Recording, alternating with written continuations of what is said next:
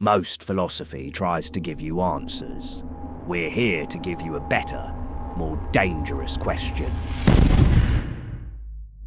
Picture it, the moment you've made it, whatever that looks like for you.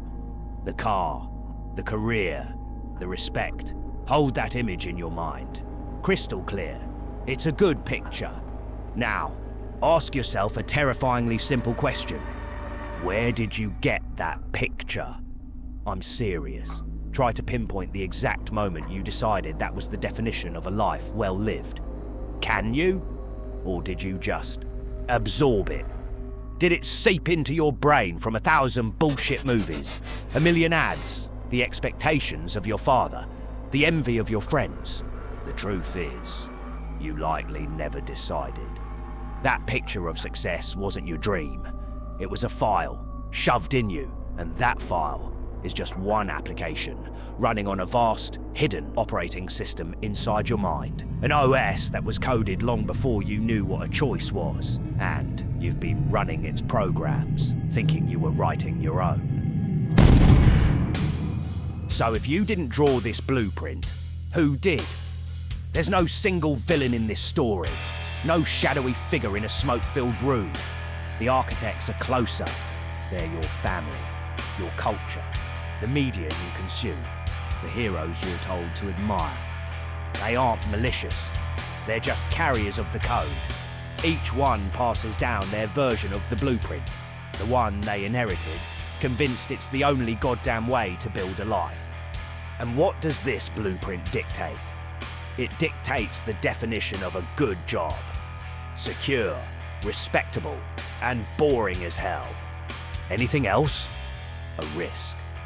An error in the design. It dictates the model of a strong man, stoic, unwavering, a provider. Emotional honesty, a structural weakness, a bug to be patched. It dictates the formula for happiness. Acquire more, achieve more, display more. Inner peace? That's not a load-bearing wall. It's just cheap decoration.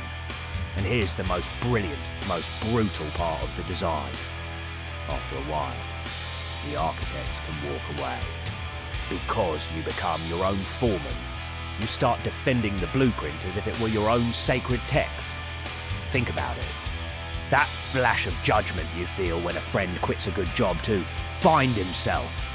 That's you policing the walls. That flicker of discomfort when another man is vulnerable or emotional. That's you reinforcing the code. The system's final trick isn't to build you a fortress to live in. It's to convince you to stand guard at the gate and call it protecting your home. So what does a life lived entirely inside someone else's blueprint actually feel like day to day? Imagine a master carpenter, a man who has spent his life learning the soul of wood. He can read the grain like a map, join two pieces together so perfectly they look like they grew that way.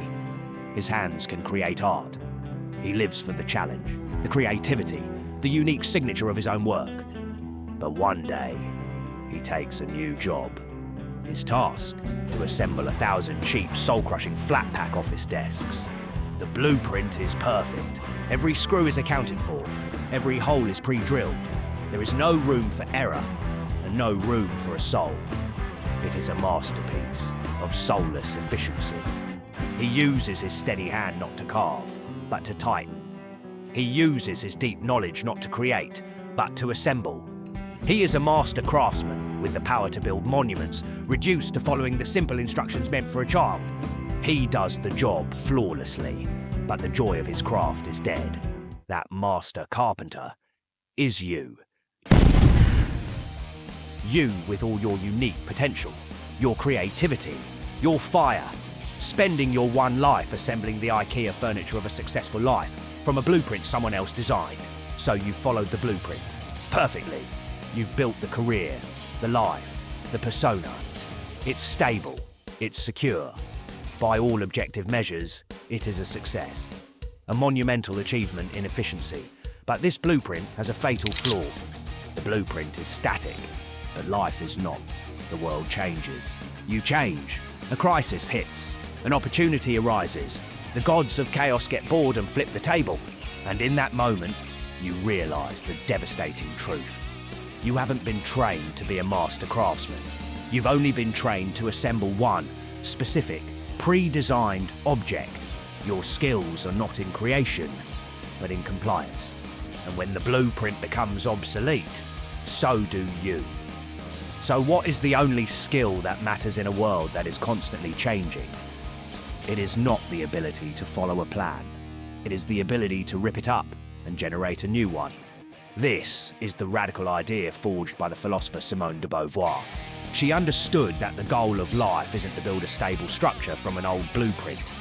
It's to become a master designer, capable of adapting to any terrain, any challenge, any future. She gave us the core principle for this new way of living. One is not born, but rather becomes. It's not a self-help quote. It's an engineering principle, a license to rhyme. It means your primary function is not to be something. It is to be in a constant state of becoming something else. So here is the new protocol. Burn it into your brain. You are not the finished building. You are the architect with the power to redesign. You are not the photograph of who you were. You are the camera choosing the next shot. You are not the artifact in the museum. You are the forge, melting down the old and creating the new. Your function is not to follow the plan. Your function is to become the planner. Your identity is not a fact to be learned. It is a masterpiece to be built. So the anthem is over. The feeling is strong, but inspiration is cheap. Action is everything. The temptation is to plan a massive, life-altering revolution. To quit your job tomorrow, move across the country, change everything at once. That's a rookie move. That's the old blueprint thinking. Grand, rigid plans. The new way is smaller, more deliberate. It starts with a single, quiet act of treason. Your mission is this: identify one small section of your life that is still running on the old blueprint. Books you read, the route you drive to work, the way you spend the first 30 minutes of your day. Find one tiny, insignificant part of your routine that was designed by someone else, and do it differently. Don't do it to change your life. Do it to prove to yourself that you can. To prove that you are not the building, you are the architect. Today, you don't build a new house. You just draw the first new line. Now go and pick up the pen.